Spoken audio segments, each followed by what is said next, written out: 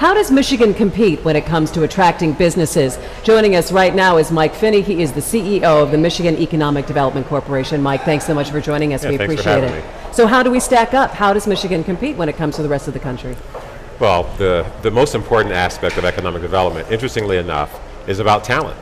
And Michigan has a great talent pool. We have a lot of work to go. We have gaps. But the reality is we're in much better shape than most, especially when it comes to knowledge-based talent in engineering disciplines, IT and software, and making things and manufacturing. So we're in pretty good shape, but we still have work to do.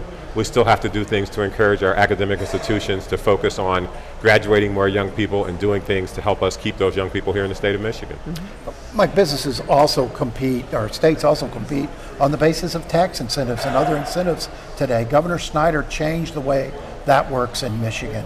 Has that put you at a disadvantage in attracting certain firms, certain businesses to Michigan? You know, the initial reaction when the tax credits were eliminated was that Michigan had unilaterally disarmed from the incentives game, and that created an influx of activity from other states wanting to try and peel Michigan businesses away. The reality is that we're offering cash. And so to the extent that there is a financial gap for a business who's thinking about locating in Michigan versus other options, we're trying to fill that financial gap with cash. And so when you say that to a business, they get it, right? Some of us in the profession, some of us bureaucrats, I'll call us bureaucrats, we think that tax credits is the only way to get this job done, and the reality is it's not.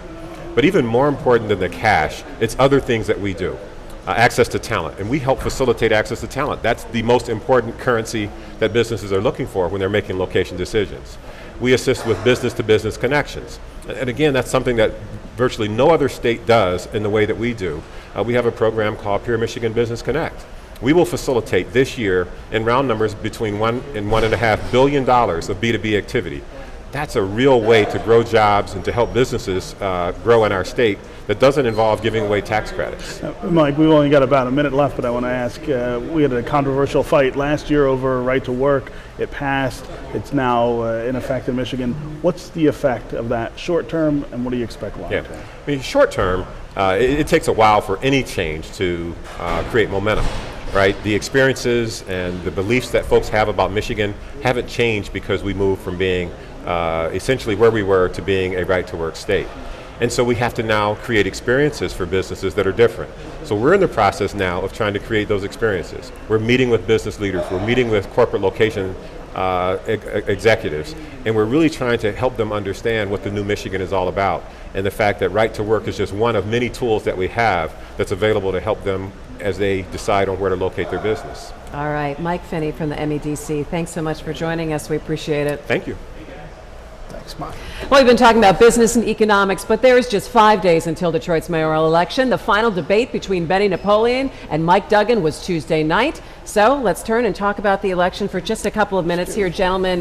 Did you hear anything that would change anybody's mind at this point, Nolan? No, I think it's settled. I think both of these candidates have been very cautious in their public encounters. There hasn't been the sort of belly bumping you might have expected, particularly when you have a candidate who, like Benny Napoleon, who's perceived to be so far behind. You'd have thought he would have made a bigger play to close the gap. I mean, he has been called desperate by some people. At this point, Stephen, I mean, is there anything that he can do to make sure his base turns out? Well, the polls say no, right?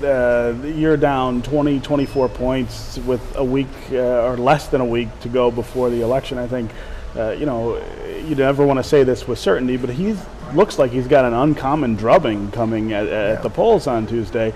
One of his problems has been that he has not given people, even the people who voted for him in the primary, much hope that he was going to make up the ground between he and Duggan by Election Day in November, and that could send a lot of those people to staying home on Tuesday. So he could get beat worse because his base doesn't really think he has a chance. But that could also work the opposite. We had John Engler earlier in the show, and he was down 14 going into the last week of his first election against Jim Blanchard. And Blanchard credits those polls with keeping his voters home. So it depressed turnout for the front runner as well. You can't tell. I mean, we all remember the Hendricks Kilpatrick race. So. And actually, Benny Napoleon cited that. I think one of the things that came very clear in our poll this week was that, it's the decisions that Napoleon's made since the primary that are hurting him. One of them was saying that he'd make Crystal Crittenden deputy mayor. When you factor that in, bad move, and ask the question with that in the voter's mind, his numbers go down. So he's just not done the kind of things that would encourage more people to vote for him. And I think it's too late. Next week at this time, we are going to have a new mayor of the city of Detroit, and I think opening up the most spectacular political year, I think, to look at what is going to happen in this city. Well, get ready for Boss Mike. I mean, we know this guy. He's a old-style machine politician out of the sort of Coleman Young mold, the John Engler mold. Yeah. He's going to take names and kick fannies. I mean, that's his style, and some will like it and some won't. We'll see how well he works with Kevin Orr. Last word, Stephen, hopeful for what we're going to see in this I think the hope has to be that he will be able to forge a working relationship with Kevin Orr, get the restructuring and the management of city government back on track so that the city gets better over the next 12, 14 months. All right, well, we will see what happens on Tuesday. We'll talk about it next week. And that is going to do it for My Week tonight from the business leaders for the Michigan CEO Summit at the Book Cadillac Hotel. If you missed any of our conversations, you can find them as well as additional content on our website at myweek.org. And you can always like us on Facebook, follow us on Twitter.